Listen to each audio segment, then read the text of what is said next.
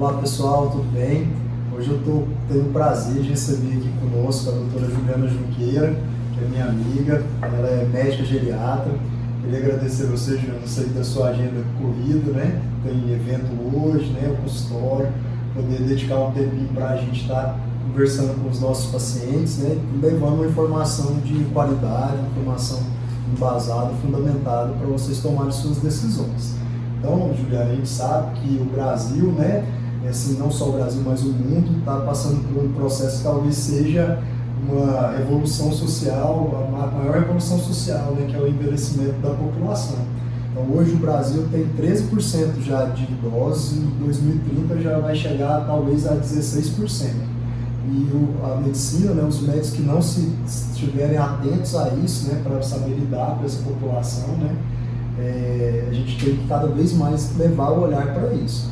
Então, a Juliana está aqui, seja muito bem-vinda, Juliana. Muito obrigada, é uma honra estar aqui com você, um profissional diferenciado, e para conversar um assunto que para mim, é de muito prazer. A questão do envelhecimento da população, né? Conforme uma projeção emitida pela ONU agora em outubro de 2019, no mundo, a cada 2 segundos a gente tem mais uma pessoa idosa e a cada 10 minutos 1.200 pessoas idosas. Então, inclusive uma previsão que a maior transformação social do século XXI é essa transformação demográfica. Então a gente tem que estar preparado para atender o idoso em todas as especialidades, assim como gerenciar o cuidado do idoso em todas as esferas da vida, não só na medicina, né? Mas também no setor de bem-estar, de finanças, de planejamento, porque... Importante, no horário global, né? Exatamente. E, Juliana, quando a gente pensa no idoso, né, no processo fisiológico, no envelhecimento, quando a gente olha para o aparelho digestivo, tem alguma coisa que a gente precisa estar mais atento? Como é isso? Então, é importante a gente... primeiro, reconhecer que o idoso ele tem a sua fisiologia diferente da pessoa adulta, do indivíduo adulto, e a gente reconhecer essas particularidades é importante tanto para orientações de cuidados do dia a dia, como na consideração de diagnósticos, né, de doenças e de tratamentos específicos. Então, só, né, para orientar o pessoal, a questão do trato digestivo, né? O que acontece com o envelhecimento? A gente tem uma redução da motilidade gastrointestinal, então a gente vai tendo uma lentificação do processo de digestão, né? Uma tendência também à obstipação por alterações que vão acontecendo no aparelho ao longo do envelhecimento. E é incrível, Juliana, como a gente recebe esses pacientes, às vezes com mais de 70 anos, né?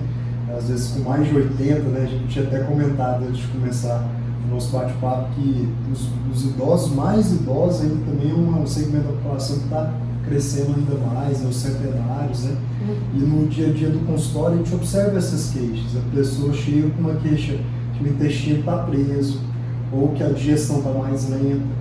E muitas das vezes, né, até ver seu ponto de vista, a gente pode ajudar esse paciente com orientações simples, né?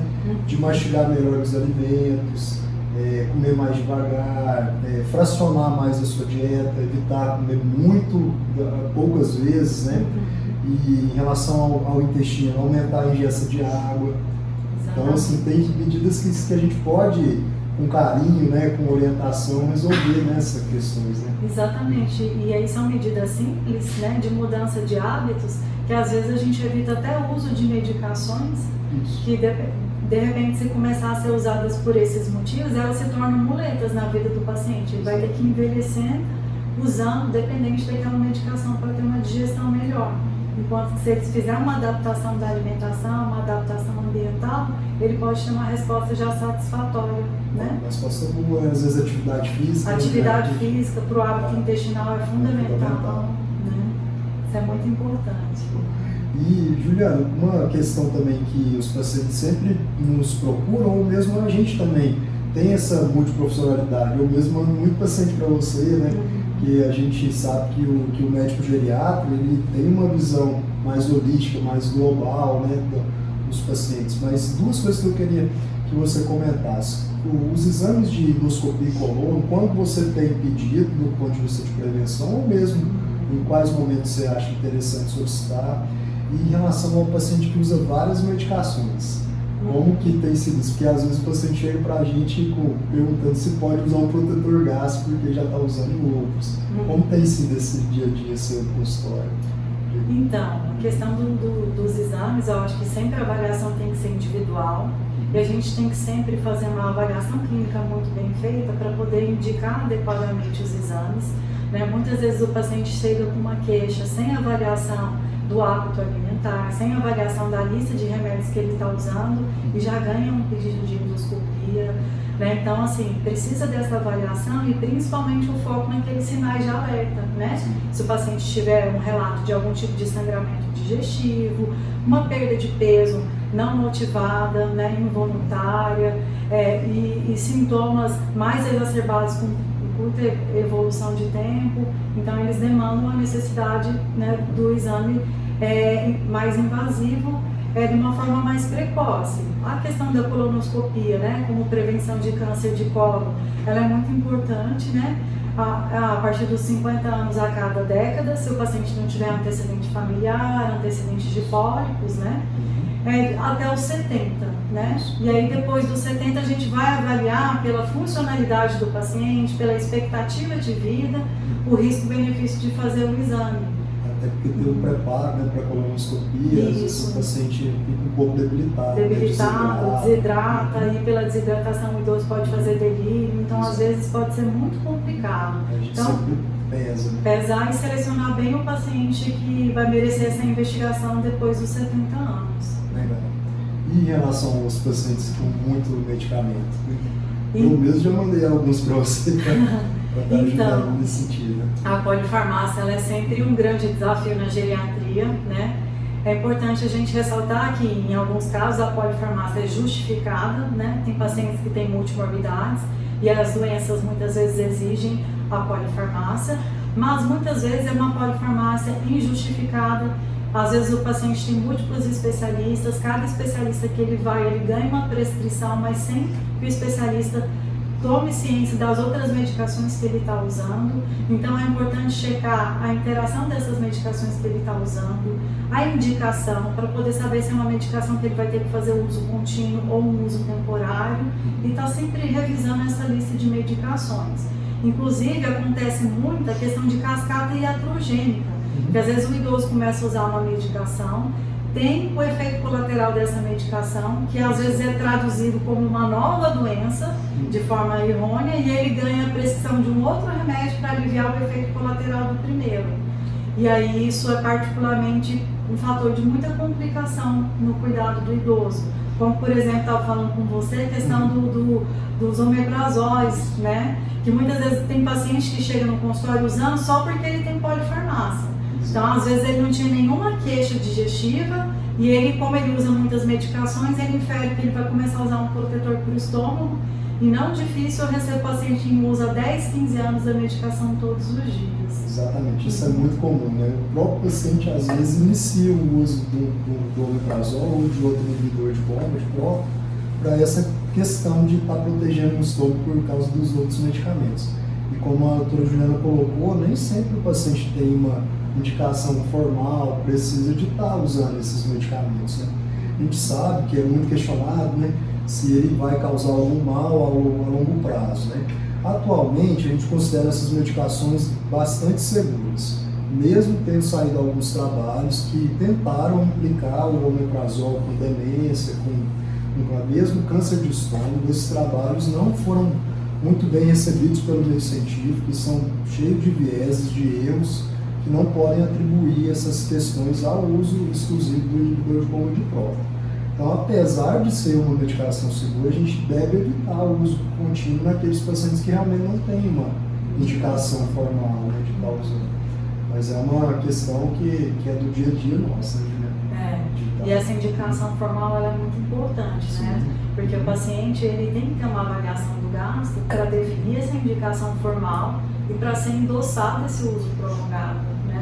Porque o que acontece na maioria das vezes é por uma questão às vezes pontual, momentânea. Por exemplo, ele começa a usar um antibiótico, tem a queixa, precisa usar, né, o inibidor de bomba, mas aí depois acaba finalizando o antibiótico e prolonga o inibidor de bomba sem ter essa indicação formal. Exatamente. Muitas vezes ele não vai ter nenhuma queixa gastrointestinal, nenhum problema de dor epigástrica, se ele não usar o IBP, mesmo usando o restante das medicações. Mas Juliana, aproveitando, né, que você está aqui com a gente, recentemente você lançou um livro, né? Isso. E eu estou aqui com o meu exemplar, que eu já estou comigo aqui, que é uma vovó encantada, da Juliana. Eu estou muito feliz de ter recebido o meu exemplar aqui. E eu queria que você comentasse um pouquinho, que é um assunto também tão importante para a gente, né? Foge um pouco de gastroenterologia, mas que é importante para a gente estar dividindo com vocês. Me conta como surgiu a ideia de escrever o livro, do que o livro trata. Acho que vai ser bem legal. Então, a ideia surgiu assim, primeiro da meu interesse de estar inspirando os meus filhos para despertar para o mundo literário, né? Eu sempre gostei muito de leitura desde a minha infância, tive muito estímulo dos meus pais, eu queria estar passando isso para eles. E aí, a partir da minha rotina de atendimento como geriatra, então assim, tem 10 anos que eu estou nessa estrada, eu percebi uma lacuna mesmo que existia desse tipo de informação para a população, mas no sentido da gente introduzir isso no âmbito familiar e introduzir principalmente para as crianças. Porque como são realidades que serão cada vez mais frequentes nos lares, então é importante que as crianças sejam introduzidas com esse tema em seu imaginário infantil para poder encarar tudo com naturalidade e conseguir harmonizar a convivência, né, com os avós com doença de Alzheimer, que a prevalência também é muito grande, né? E com o envelhecimento da população a gente sabe que tem um crescimento exponencial desse tipo de demência. Achei fantástica a sua ideia, essa abordagem também de leitura eu também tive desde cedo em casa, e é tão importante isso, né?